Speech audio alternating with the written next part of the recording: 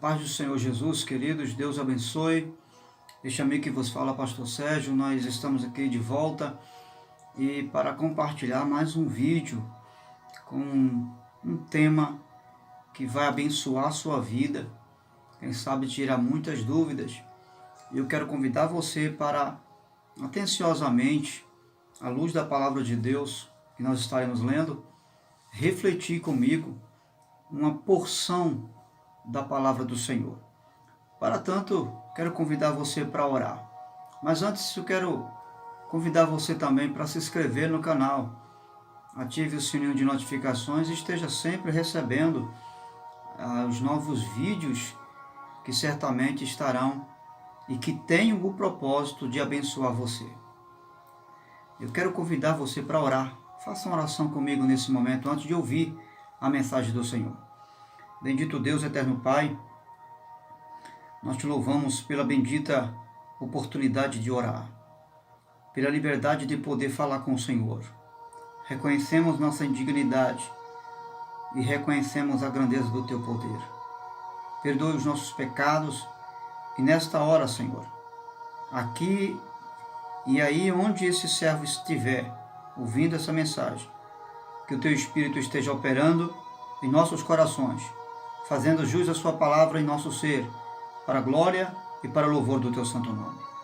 Se você pode dizer amém, graças a Deus. Muito bem, eu quero convidar você para ler o Evangelho segundo escreveu São Mateus, capítulo 14, versículo 29 ao 31. Nós vamos ler 3 versículos apenas, para termos uma posição à luz do que nós estaremos tratando hoje aqui. Versículo 29 diz assim, Mateus 14, 29. Ou melhor, Mateus capítulo 14, versículo 28. Senhor, disse Pedro, se és tu, manda-me ir ter ao teu encontro.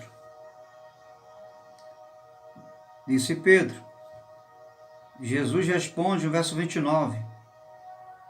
Venha, respondeu ele. Jesus respondeu, venha. Então Pedro saiu do barco, andou sobre as águas e foi na direção de Jesus. Continua o texto, verso 30. Mas quando reparou no vento, ficou com medo e começou a afundar, gritou.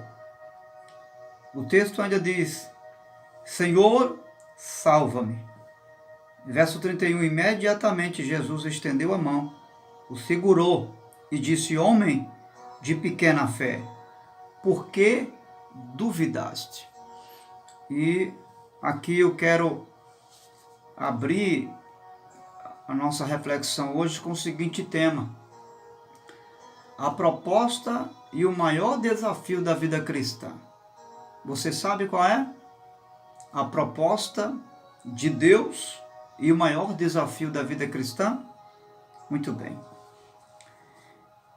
À luz de uma cultura judaica, a história dos judeus vai nos trazer à tona a verdade de que os judeus, os mestres rabinos que ensinavam as crianças a partir dos 6 anos de idade, toda criança judeu, a partir dos 6 anos de idade, já começa a aprender a Torá. E os rabinos judeus tinham um ditado, e esse ditado dizia o seguinte para os alunos, cubram-se com a poeira dos nossos pés, ou seja, dos pés do seu rabino, do seu mestre, do seu educador. Ou seja, ser coberto com a poeira dos seus pés ou dos pés do seu mestre é parecer com ele. Pelo fato deles também estarem empoeirados, se seus alunos, se seus seguidores estivessem empoeirados também, com a poeira dos seus pés, eles também seriam os futuros mestres, ou seja, teriam as características, as semelhanças do seu mestre. Só que para isso acontecer, 2 coisas os alunos precisavam fazer. A primeira coisa é seguir o seu mestre. seguir o seu mestre. A segunda coisa é seguir após o seu mestre, ou seja, andar seguindo as pisadas do seu mestre. Esses são os dois princípios para assemelhar-se ao seu mestre. Seguir após, ou seja, depois do seu mestre. Não é seguir à frente do seu mestre. É após, depois. E o segundo é seguir os passos do seu mestre. Quem olhasse para o aluno veria as características ou semelhanças do seu mestre. Era uma das exigências, e uma das exigências era que os alunos acreditassem no seu mestre e acreditassem também em si mesmo. E eram capazes de amanhã, seguindo os passos do seu mestre, ser um futuro educador, ou seja, ser um mestre rabino amanhã. E isso era imprescindível na vida dos alunos, acreditar no seu mestre e acreditar em si mesmo. Porque esses alunos seriam os mestres de amanhã,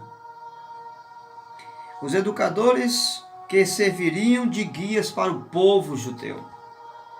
Eles não podiam chegar ao nível do seu mestre se duvidasse que seriam capazes para isso realizar, ou para chegarem ao objetivo do ensino, da educação, porque o objetivo era se tornar um com o seu mestre. No versículo 31, você já conhece o cenário. Os discípulos estão ao alto mar, Jesus vai e chega depois. Jesus vem por cima das águas e um deles, chamado Pedro, está aterrorizado tanto quanto os outros discípulos. Mas Pedro toma a palavra e diz: Senhor, se és tu, deixa-me ir ter contigo. E ele foi. Só que em dado momento, ao se aproximar de Jesus, ele olha para os lados e teme, sente medo. E esse medo lhe faz afundar. Ele pede socorro e clama por Jesus. E Jesus estende a mão e o socorre e o leva para o barco. Mas Jesus não deixa esse socorro barato. Jesus repreende ele com muita severidade, dizendo: por que você duvidou, homem de pequena fé? Mas a verdade, a pergunta que não deixa calar, é do que foi que Pedro duvidou? De Jesus? Pedro duvidou da autoridade de Jesus? Não. Por que não? Porque Pedro creu em Jesus quando Jesus disse: venha. Ele também não duvidou de Jesus porque ele creu na autoridade de Jesus em mandá-lo ir, e ele foi. Ele obedeceu à voz do seu Senhor e foi. Pedro não duvida do poder do seu Senhor. Ele não duvida de Jesus. Então, Jesus repreende a dúvida de Pedro. Por quê? Por que Jesus repreende a dúvida de Pedro? Diz: homem de pequena fé, por que duvidaste? Porque, na verdade, a dúvida de Pedro não foi em Jesus. Não foi em não crer no poder e na autoridade de Jesus. A dúvida de Pedro foi em não acreditar que ele pudesse estar ali com Jesus andando por cima das águas. Esse foi o desafio. A dúvida de Pedro foi essa. E Jesus repreende ele severamente. Então aqui está, por não acreditar que poderia ser igual ao seu mestre. Aqui está a resposta da dúvida de Pedro. Ele não acreditou que poderia estar fazendo exatamente o que o seu Senhor estava fazendo. E Jesus repreende ele exatamente aí. E a proposta de Jesus é esta: é fazer discípulos iguais a ele, nem mais e nem menos. Iguais a ele. Essa é a proposta de Deus. Essa é a proposta do Senhor Jesus para nós. a proposta e o maior desafio da vida cristã não foi quando você saiu lá da igreja católica e veio para a igreja protestante. Essa não foi o maior desafio. Não foi, não foi. Mudar de religião não é um desafio, porque é algo comum.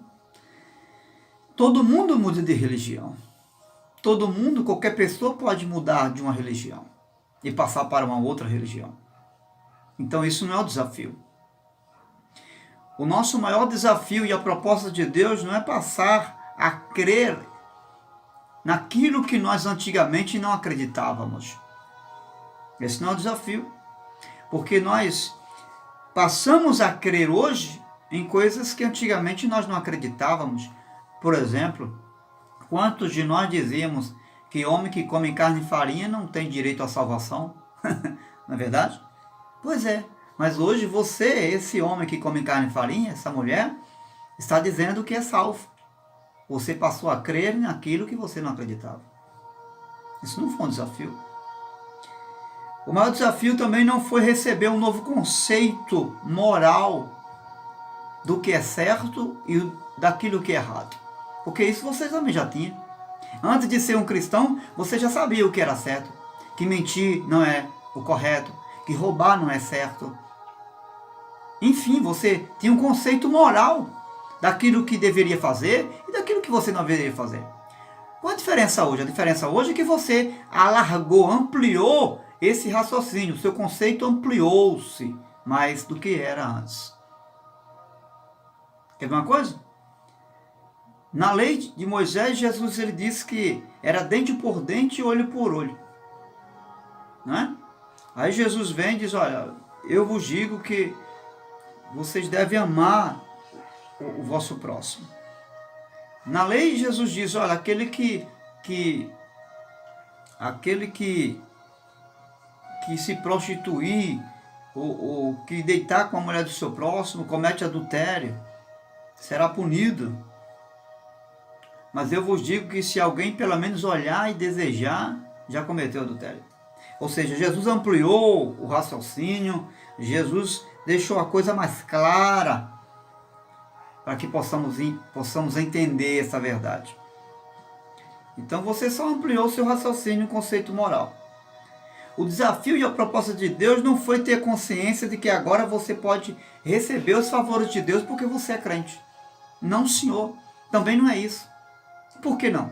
Porque antes de ser crente, você já era beneficiado pela graça de Deus.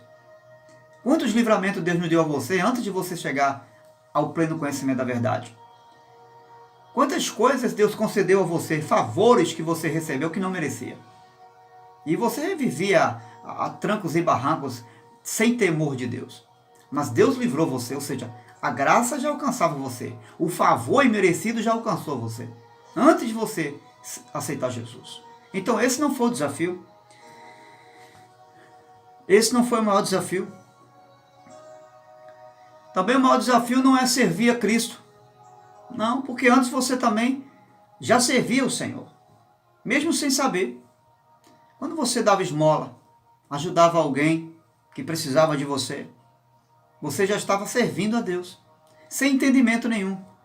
Às vezes servia para aparecer, porque não tinha entendimento da graça. Mas você já servia a Deus. Hoje você serve com entendimento. Hoje você serve com graça, com sabedoria. Você tem uma amplitude no serviço de Deus. Você sabe o porquê. Há uma motivação correta do serviço que você faz. Mas o maior desafio não foi servir. Não, Senhor. A proposta e o desafio é nos tornar a semelhança de Jesus. A semelhança dele. Esse é o maior desafio.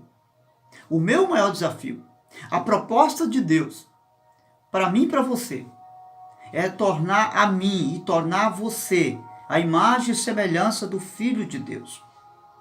E de nos tornar exatamente como Ele é. Do jeito que Ele é. Por essa razão, Jesus chama os 12 discípulos para ficar e viver o tempo todo com Ele, durante 3 anos e meio. Ele chama 12 homens para transformá-los na sua imagem. Para viver com Ele, para permanecer com Ele, do seu lado, todos os dias. E por que isso? Por que isso? Porque apenas com a proximidade poderia ser gerada uma intimidade. A única forma de gerar uma intimidade é se aproximando de alguém. Por isso Jesus traz para perto dele os discípulos, para gerar uma intimidade. E gerando essa intimidade, é que é possível sermos transformados na imagem e a semelhança do Filho de Deus. E tudo isso para nos tornar iguais a Ele. Aleluia. Isso é possível nos tornar iguais a Jesus? Estando e vivendo perto de Jesus. Você está perto de Jesus? Você está vivendo a vida de Jesus? O que é estar perto de Jesus? É sentar à mesa com Ele. É ter comunhão com Ele e com aqueles que estão com Ele na mesa. O que é estar perto de Jesus? É buscar a Deus em oração. É não deixar de ir ao templo sempre que necessário, sempre que for preciso. É não deixar de fazer as obras de Jesus. É não deixar de abençoar como Ele abençoou. Tornar a semelhança de Jesus é perdoar como Ele perdoou. Não fazer diferente do que Ele fez. Se eu e você estivermos fazendo diferente do que Ele fez, nós estamos nos tornando a semelhança de qualquer coisa, menos a semelhança do Filho de Deus. A semelhança de Cristo. É estender a mão incondicionalmente a quem quer que seja que precise de nós. Mas estender a mão com motivação correta, não esperando ser ajudado depois pelaquela pessoa que você está ajudando. Incondicionalmente. Estendendo a mão sem esperar retorno de ninguém e de nada. Com amor, com alegria. É ir ao encontro das pessoas pagãs. Sem fazer recusa do seu estado espiritual, de sua degradação moral, não importa quem ela seja ou o que esteja fazendo, é ir ao encontro dessas pessoas. Ser a imagem de Cristo é estar aonde as pessoas estão, sofrendo. É sair de dentro de Jerusalém e ir ao encontro de outros que estão lá do lado de fora de Jerusalém. É comer com pecadores. E comer sem fazer nenhuma crítica, nenhuma condenação, nenhum julgamento. É comer com pecadores. É sentar com eles com o objetivo de alcançá-los para Cristo. Ser a imagem de Cristo é isso. Nos tornar a imagem de Cristo é um desafio muito grande, especialmente nos dias de hoje. Deus está propondo para mim. Deus está propondo para você esse desafio. Escute, Ele ama e te ama como você é, no ser que você é. Mas Ele não aceita deixar você como você está. Escute, eu não sei como você está. E eu particularmente conheço e sei como eu estou. Deus sabe como eu estou. Deus sabe como você está. Mas Ele não aceita deixarmos como nós estamos. Ele deseja nos trazer e nos fazer a semelhança do seu Filho. Ele não quer que você seja mais nem menos, apenas a semelhança do seu Filho. Você está sendo a semelhança do Filho de Deus? Você está fazendo tudo o que Jesus mandou fazer, como Ele mandou fazer? Como Ele fez? Lembra da passagem do lava-pés?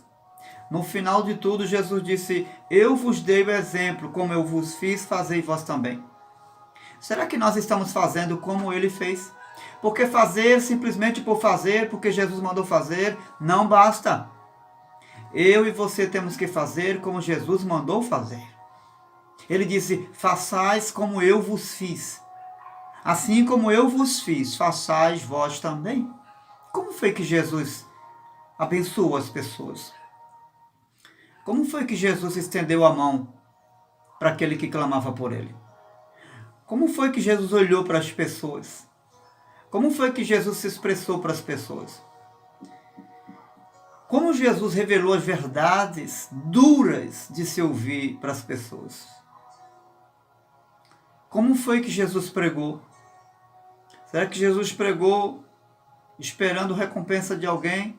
Reconhecimento de alguém? Como Jesus liderou um pequeno grupo de 12 discípulos depois de uma massa maior? Como você está liderando? A semelhança de Cristo? Sua liderança está sendo uma liderança de autoridade ou de amor? Você está usando sua autoridade para liderar ou usando o amor de Cristo para liderar? Não faça de sua autoridade um poder para liderar. Transforme o poder e a autoridade que Deus lhe deu no serviço às pessoas, em serviço de amor às pessoas.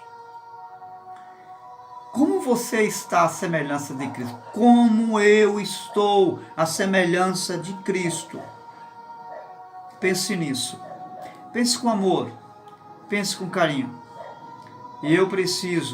Nós precisamos, não apenas como líderes, mas como membros, como igreja, como ovelhas do Senhor Jesus Cristo, nós precisamos fazer essa reflexão.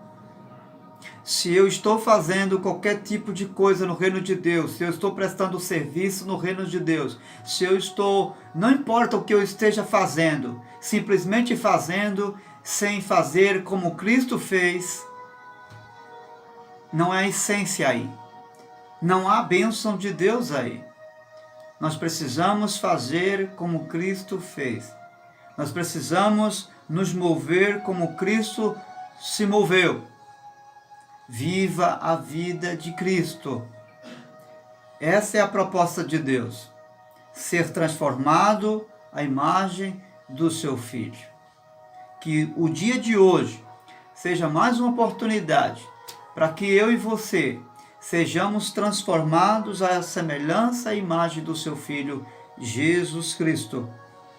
Que o mundo, dentro e fora dos portões da igreja, a nossa família, os vizinhos, os que nos conhecem, que vão nos conhecer ainda, ou quem sabe que não vão nos conhecer, mas vão ouvir falar de nós quando um dia partirmos, possa ter essa informação.